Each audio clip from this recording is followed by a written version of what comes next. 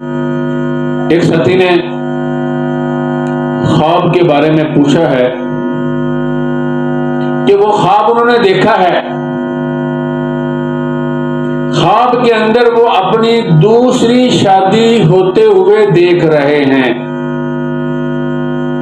جب بیگم صاحبہ کو بتلایا تو گھر میں لڑائی شروع ہو گئی، بڑی الجھن ہے۔ اب ان کے کہنے پہ مجبور ہو کر ہم آپ سے خواب کی تعبیر پوچھنا چاہتے ہیں۔ دوسرے ساتھی ہیں، انہوں نے اپنے والد صاحب کی شادی ہوتے ہوئے خواب میں دیکھا اور ان کے گھر میں بھی لڑائی ختم ہونے کے سامنے کا نام نہیں لے رہی۔ بیوی سمجھ رہی ہے کہ شاید یہ دوسری شادی کے چکر میں رہتا ہے اور مجھے اسی طرف اشارہ ملا ہے۔ تو آپ اس کے بارے میں کیا فرماتے ہیں؟ یہ دو سوالات ہیں، دونوں کی خوابوں کی تعبیر ایک جیسی ہے۔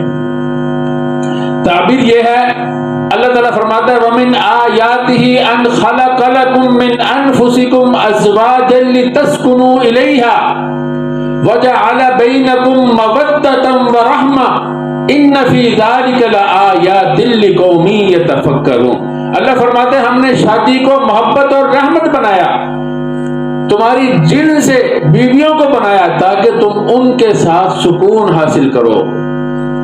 اسلام نے بیویوں کو اس لیے بنایا تاکہ تم ان سے سکون حاصل کرو۔ جب میاں بیوی اس سے سکون حاصل کریں گے سارا نظام سکون والا ہوگا یا نہیں ہوگا؟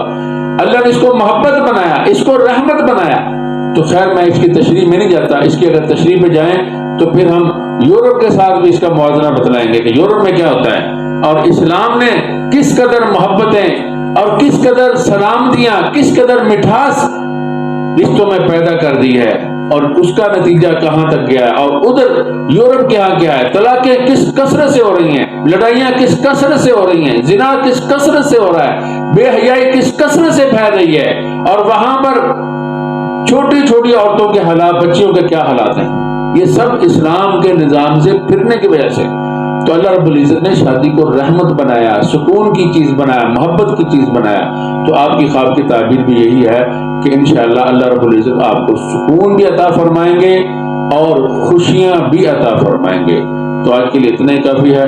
دعا کیجیے اللہ رب العزت ہمارے جتنے بھی خواب ہیں سب ہمارے لیے مفید اور فائدہ مند بنا دیں اور ہماری زندگیوں کے اندر سکون اور اطمینان پیدا فرما کر ہم سب کو خوشحالی والی زندگی عطا فرمائیں۔ وآخر دعوانا ان الحمد للہ رب العالمین۔